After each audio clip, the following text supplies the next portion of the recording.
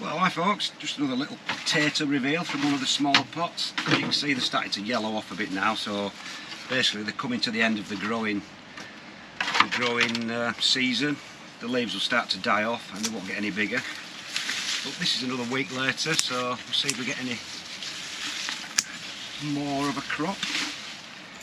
I can feel loads of lumps and bumps in it, so that's always a good sign. As I say, there's one poking out at the top that's gone green, so that's obviously been in contact with the sun. So off we go again. I think we could have a good crop in this one. Gee whiz, these are enormous. Wow. Don't know what it is this year, but I've never had as good a potatoes as this before. It's absolutely bonkers. Again, just 2C potatoes. These are the Nicola or Jazzy again, I can't remember which.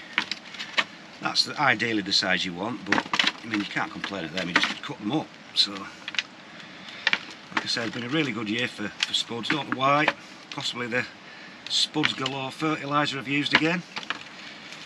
It certainly worked. Look at the state of this. It's absolutely chock full again. The second seed potato.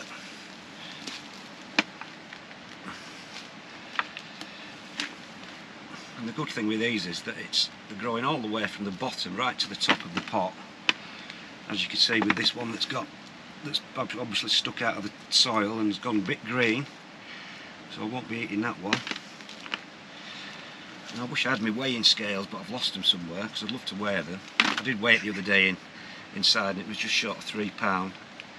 But I think there's probably even more in this. I'd just like to do it live so you can see how weight there is.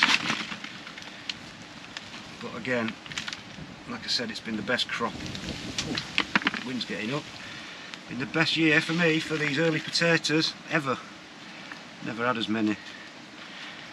Not many more. I think that's about it. So again, great big crop of spuds. Can't complain about that, can we folks? Anyway, that's about it folks. I'll see you later.